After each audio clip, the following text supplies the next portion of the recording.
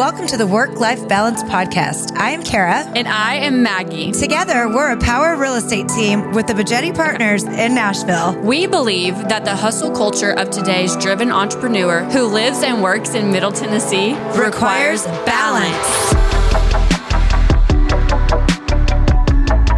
Hey guys, welcome back to Work-Life Balance with Kara and Maggie. Welcome back. Today, what's our topic, Maggie girl? Our topic is 6 reasons that people buy during high interest rates.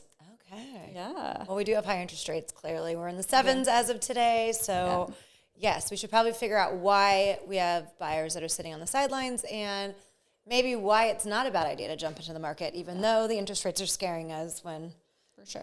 The news makes it scary. Yeah. So the very first reason typically for people that don't really have a choice to buy in high interest rates are people with like life milestones or something crazy happening in their life. Kids, marriage, death, things like that, which is morbid, but. Yeah, and also relocation. You know, a lot of people are getting moved with jobs out here, especially in Middle Tennessee. Mm-hmm. So that is something that's like, unless you've got a boss that's just picking your money up and buying you something here. But there are a lot of people that are moving here that are taking on Nissan, the new Nissan plant, or gosh, I think isn't Tesla doing something here? Tesla's doing something here. There's, if you go like south of Murfreesboro, they're making like a whole new addition to the Bridgestone tires. And there, Smyrna Ready Mix is a huge concrete company in Middle Tennessee, and they're opening a new plant in Morrison. And there's some like Japanese companies that are coming here. So much growth. Well, I mean, every time we drive to Nashville, it's another crane up. Yeah. It's wild, the growth. So, yeah, that's obviously a milestone, or, you know, that you're going to just go into the market. Because here, especially our rental, the rent is just, it's outrageous. It is. So, what you're looking at for paying in rent, you may as well put towards your mortgage payment. For sure. So, we preach that all the time, obviously. Absolutely. And with rent, you're never going to be able to make that money back. At least, you know, if you're paying a little bit higher for something that you own, you're going to be able to get paid back on it later. So. Correct. I agree. All right, so number two she's got down here is less competition. Yeah. Go for it. Okay. So in high interest rates, obviously demand goes down a little bit. Not what we've seen, obviously, in Middle Tennessee, but typically and historically, your competition goes down when interest rates are higher. People avoid buying. Right. Well, I think they're just scared. Yeah. They're just scared. So, like, we've noticed with our boots on the ground, for us, because we have not slowed down with all of this, the competition has gotten greater in the lower priced homes. I don't mean lower, but like the middle range, right? We're still fighting multiple offers and all of that good stuff. Like 200 to 500. Yeah. I mean, the competition is strong in that market. If you're above that and into the higher ranges, maybe up into the millions, you don't have any competition. Those homes are sitting on the market right now and a lot of price reductions. So, if you look at the high interest rate with price reduction or maybe some room to drop your offer, it can even out with that payment if you really did the numbers and you had the right lender to like compute like literally how it looks. For sure. And you have, that kind of goes both ways. If we're talking about buying, you have less competition as a buyer. Mm-hmm. But if you're a seller and you're in like a new build neighborhood and there's all kinds of new construction and then you have an existing home, you have a ton of competition. Right. So it just makes the seller even more motivated to be able to work with you if you're willing to go for their property, et cetera. So that's a good point. I mean, I don't know what's going on nationwide, but the new construction in this area is insane. It's crazy. People can buy a brand new, beautifully built home for the same price as you're getting for an old 1980s home that you're going to need to go in and renovate. So we've seen here that, we've sold a lot of new homes this year. And I think that, they come with incentives. There's all this good stuff. They do. They are competitive because, a lot of people are jumping on them now. So, and there's just so much demand. Like, people are buying them. Builders are continuing to build because people are continuing to buy. Blows my mind. The builders have not slowed down, which is a huge sign to me as an experienced agent that if the builders have not slowed down and they're not seeing red flags, they're the first ones that bow out when the economy is about to take a shit. They are the first. So if you watch all your big builders across the country, you see them pulling back, stopping construction, stopping new subdivisions. That is like a huge, that's your first sign. For sure. I mean, that's true. And I mean, I was talking to an agent that had some lots over in Las Casas, and the builder that he is representing has 550 lots in Las Casas that they're building subdivisions on. Wow. And they're in like the 500 to 800 range. And he's not stopping. Not stopping. They have no intention of slowing down. Builder I talked to a couple days ago, he's like, we've been in this forever. We are not slowing down. They're adding another addition to their subdivision that they're currently developing. So even these lower priced ones, I personally am the type of person that likes an older home. Yeah. I like, more traditional character. But compared to other stuff on the market, it's like, that's great. And I love that kind of house. But why would I do that when I can have a brand new house for the exact same price with a warranty and all of the other things? Right. So that's what I think everybody else is thinking too. I agree. And I think that just a note to self for realtors out there, a very simple phone call to your bank and ask their commercial side, if they've had a slowdown in line of credits or construction loans going out. Because if they have, then that starts to show you the snowball starting to happen, right? Mm-hmm. But if they haven't, which I just spoke to our local bank, and there's not been a slowdown on commercial construction loans going out. Yeah. So that to me just shows it's going to be a strong market for a little bit longer here. So. But, we keep saying this, and I keep saying this. It all depends on where you're at. 100%. We can only speak to Middle Tennessee. Right, for sure. And I feel like a lot of the social media and stuff blows up the real estate crash and everything like that. But that's such a generalized statement that you can't carry that over. And that's why, people that are going through milestones and things like that and are having to move, I wouldn't necessarily look at it like a bad thing or, oh my gosh, the interest rates are crazy, I want to avoid buying. Because I don't think you're in the worst position ever, for sure. No. Well, buying real estate's never a bad position to be in. Never. We always say it. There's not one millionaire/billionaire in this country that does not invest in real estate. That's just, it's just there. It's one of the most tangible things you can get that grows appreciation. So don't be scared. Don't be scared. All right. Number 4. Negotiation advantage. Oh, number 3, sorry. Oh, well, I'm dyslexic. No, I skipped one. Negotiation advantages. What do you think about that? Because you do, Maggie here at the brokerage is a big buyer's agent.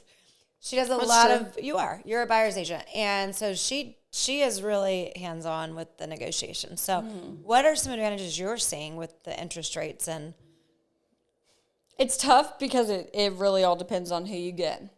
Like if it's a big builder and they're offering an incentive and you're not using their title company and your lender, you're not getting anything from them. That's true. But as far as resales, we're having a lot of luck with warranties, a lot of luck with getting all of your repairs done. I submitted 2 weeks ago a 68-item repair request and they fixed 59 of them. Amazing. So, those things really help if you're not going to get a monetary value off the price or anything like that or any credit back. But we really have had a lot of success, too, with getting credits. Well, and I noticed your Mondays with Maggie yesterday. Oh, yeah, you talked about your 2-1 buy down. So I think that, there's a lot of lender advantages right now with your loan. So the 2-1 buy down is an amazing one that will help you drop that. We've spoke about it before. You should definitely look into it. It just takes that interest rate from a 7 down to 5 the first year, and then to a 6 the next year, and then tops out at today's market. It was advertised a lot last year. It was rolled out about this time last year when interest rates started to raise a little bit. And I don't know if you noticed in my Mondays with Maggie, I was very careful about what I said. I said, the interest rates are a little bit higher than we've been used to seeing over the past couple years, not as a whole. I was very careful about that. Yes, good girl. But, it was advertised so much last year, and I feel like that kind of fell off. It did, and I think it still needs to be advertised as long as they're rolling it out still. Absolutely, and it's not for everybody. It's not for everybody. Yeah. If you can't handle the payment that's at the end, it's probably not a good program for you. Correct. And it might be easier or better to permanently buy down the rate or something like that. But it can help a ton of people. Yeah, and I like what you said because it could be paid for 100% by the seller. It has to be. It has to be. Yeah. So you're not as a buyer coming out any money. You're just being able to. And if you were a smart buyer, you would save that. Still put in your bank account your $3,000 mortgage payment. Yeah. Even though it might only be $2,000. And then be prepared for that when it comes up in 2 years. So you'll have a good nest egg. So anyways, talk to your accountant about that. Talk to your accountant, but no, I agree with that. Okay, number 4 is hedge against inflation, which is pretty big right now because we have a ton of inflation going on in our country as a whole. So if you buy not interest rates only, but rent prices continue to go up, you're locked in at your mortgage payment. So 1, you're not paying somebody else's, and 2, you're locked in at the price that you're locked in at. Because we were talking about this a few minutes ago before we started, but over the past 200 years, there's only been 2 major drops, 2008 and the Great Depression. So everything else has continued to rise. So historically, if you go by what has happened, we're going to continue to rise. So if that happens, then you're just going to keep going up and up and up. So why would you not lock in right now if you could? Yeah, I mean, I always look at real estate as when it's your primary home as shelter. At the end of the day, it's your shelter. You own that as long as you make your payments and you pay your property taxes and all this stuff. Yeah, that is something that no one can take from you. They're not going to pull the rug underneath you. Like, that's your tangible property that you own. It is shelter. It protects you and your family. If shit hits the fan and, they're all displaced and jobs are lost and this and that happens, as long as you stay in your lane and you're paying your mortgage payment, you're not going to have that loss. Where people that are renting and now, boom, your rent just went up X amount of dollars and you lost your job. Not only are you jobless, you're homeless. And you don't have shit to fall back on. So if you are in a position to be able to be a homeowner, it's always the best gamble. For sure. And not only that too, but I mean, if something really bad happens to you, you need a big lump sum of money, and you've had a house for, 5-10 years and you have all this equity, that's just a whole nother either 1 line of credit or 2 major cash out that can get you out of some really bad situations. Absolutely. Just by paying your rent, essentially. So you would be doing that no matter whether it's yours or somebody else's. At least if it's yours, you get paid back on it. No, I think that's a good one. So that's one exact reason why you should get back into the market if you're scared to get with the rent interest rates. For sure. And then value over cost. So people caring more about having the lifestyle and the actual owning or ownership of a home versus how much it's actually costing them in the long term. Okay. I think I was confused on this one, so you maybe need to explain it to me too. So when you're talking value over cost, you're talking about the value of the property, thinking what that's going to appreciate in the future over what the cost is today's market? More so value add to your life. Value add. Okay. Yes, a value add rather than having the actual monetary value of the home. Okay, so back to kind of what we were just talking about in the head. Not being a renter, being a homeowner. Right. Increasing your appreciation, your monthly income if you ever want to change it to a rental. Okay, I get that. Yeah. And I mean, this could go both ways too for the monetary way, but the way I was looking at it is people rather living in a house that's their own, that they can raise their kids in and have a backyard and things like that. Whereas they're still going to pay more, but they would rather pay more for that rather than other things in their life, Because again, it's theirs. Exactly. Yeah. Right. No, I like that one. Yeah. Okay. And then the last one we have on here is market cycles. Yes. So the actual thing that I was thinking of is experienced agents you have seen these market cycles. You know that, okay, even if you buy at high interest rates right now, prices are lower. So then when you're in a position where interest rates are lower, you can refi. Yes. And I love the refinance market. I think there still is a lot of pressure on, okay, we bought in at these and we're going to be able to do it in 6 months. And, it just doesn't show that our interest rates are really going to lower that much in 6 months. So make sure you buy and you can afford the interest rate you get locked in at. That's your number one thing. But yes, in every market, there are cycles. Yeah. And and everybody you read that's just a professional on this, they're going to tell you, some are going to say every 7 years we have a cycle. Every 10 years we have a cycle. We have the winter cycle. We have the summer cycle. There's so many things, but always know that it cycles. You're never going to be just stuck in a 7.5% interest rate market for the rest of your life. It's not going to happen. Sure. Are we going to get down to 2 again? Wouldn't that be amazing? And again, if we had a crystal ball right here, we could say yes. Yeah. We just had that. And if you were lucky to get into it, well, praise you. That was amazing. Yeah. But that's not normal. That's not norms. If you weren't, then it sucks just like it does for the rest of us. Yeah, but were you in it when it was 18% interest rate in 1980? Yeah.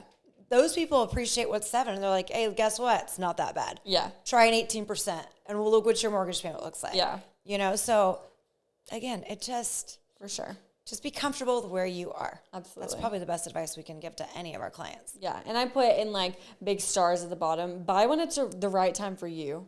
Like, don't start reading stuff in the media or hear our podcast and like, oh my God, I have to buy a house tomorrow if you're not ready for that. But if you are, fantastic, and we love that for you. Yeah. But, I mean, don't ever feel pressured by anybody to, like, move forward on something just because you think that it's the right thing to do. And if it is the right thing to do, then do it.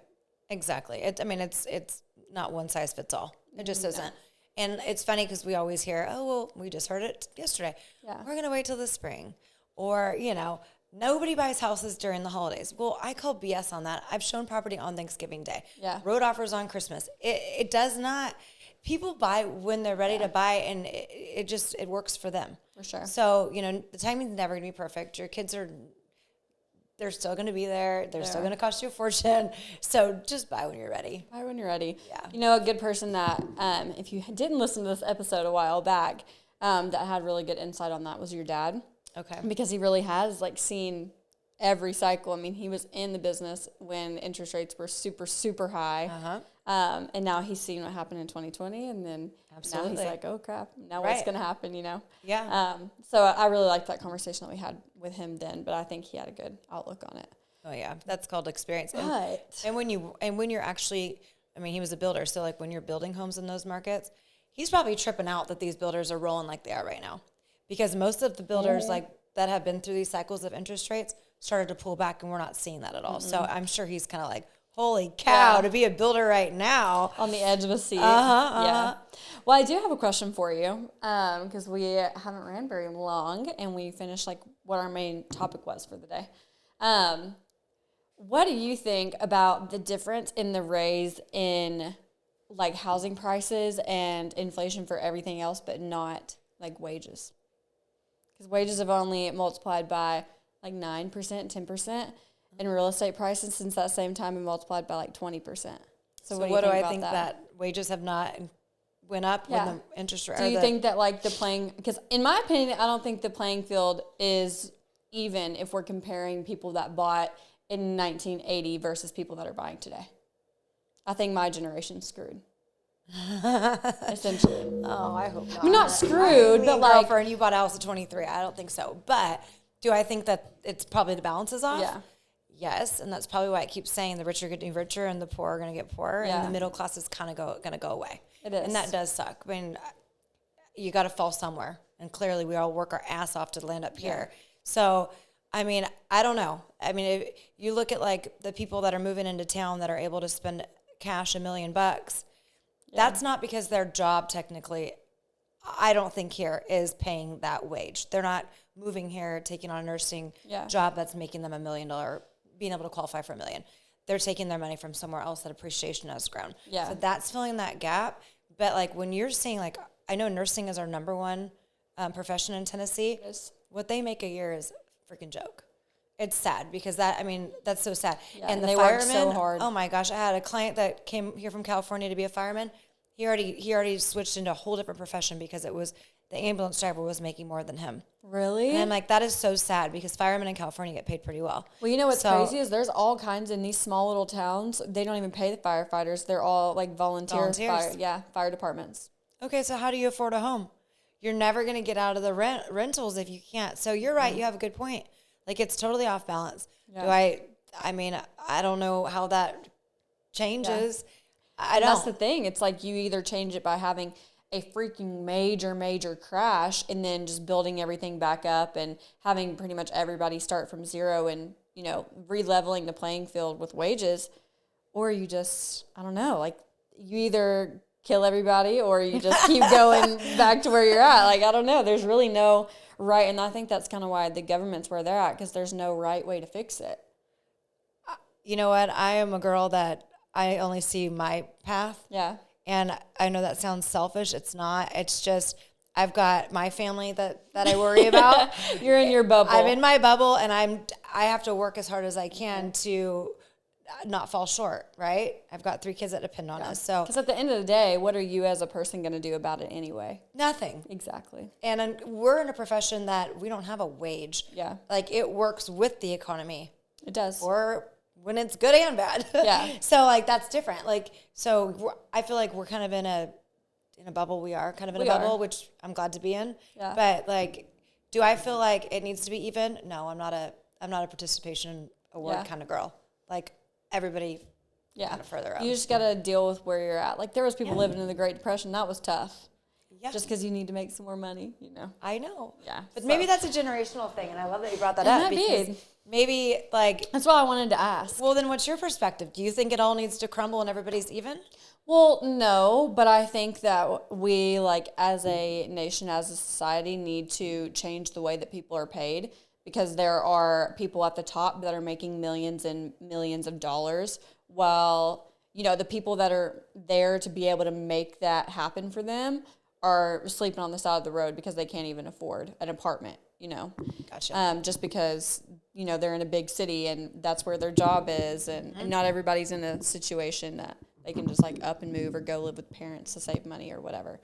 So I feel like the playing field is definitely not level, but at the same time, like the older generation dealt with things that we don't have to deal with now, you know, like y'all didn't have, not say y'all, but like the older generation didn't have like technology and things that we have now. And as many jobs as we have now, like there's just not, it's just not the same. Like I don't really have an opinion because you can't really compare apples to apples. But I think that some of the like lower paying jobs like teachers, nurses, firefighters, policemen, those are a lot of the people that are like barely scraping by, even though those are like major jobs that you hear about like on the daily. We need them. Yeah. I mean, because then now you see all these people pulling out of schools and going to homeschool because they're like childcare is so expensive now for an individual that it's cheaper for them to just stay home and teach their own kids and, you know, have only one person working because it saves money because childcare is so expensive and yada yada. So everything's so expensive. Damn, the groceries are so expensive. I know. I mean, we're in the highs of everything. Gas has already creeped back up. Yeah. Anyways, but that's okay. We have gone off the tracks. That's what podcasts are for. That's okay. Like, how controversial do we want to get on this one?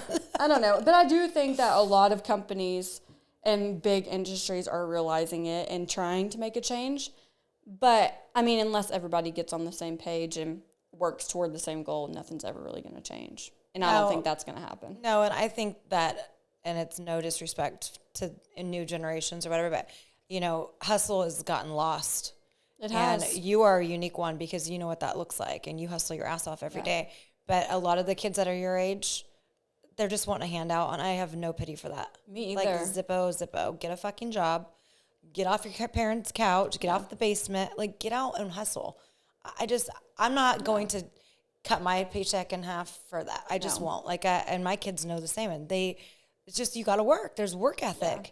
Like, you just got to do it. And if that job is not going to pay your bills, you're going to have to change professions. Change careers. Not wait for the government to give you a handout okay, now you get subsidized because you're only making minimum wage. No, that sucks, and I feel bad. But you got to make changes. You have to be your own advocate. You can't wait for somebody else to wipe your ass. That's the thing, and what I was really meaning earlier when I said, like, y'all didn't have, keep saying y'all, but the older generation didn't have technology that we have now. Y'all noted she's the older generation. Well, like, when you were young, you didn't have technology. You said that the other day, so that's what I'm thinking. I did. It was like not a beeper. That I'm trying to call you out for, like, being old, but technology has created so many more jobs that pretty much you have no excuse to not make money somehow. Like, you can make money sitting behind a computer at your house. You can be lazy and make money. Some people just don't want to. And I see it firsthand. Like, even with friends, people that are close to me that are my peers, I see it with them too. And I'm like, get off your ass. Like, go to work. Become a homeowner. Become a homeowner. Yeah, I mean, I think that's all you can do. And surround yourself with people that make you elevate. Yeah. We really did go off. Oh, we went sidebar. Anyways, y'all, like, high interest rates, don't be so scared. Yeah, don't be scared. There's good reasons to actually get in the market. There's always a great reason to invest in real estate. And that's what we're here for. So, All right. Life milestones, less competition, negotiation advantages, hedging against inflation, value over cost, and market cycles. And buy when it's right for you. Yep. All right. DM us if you have any questions or if you need our help with any of this. We're always here for you. So share, subscribe. All the good stuff. See you next time.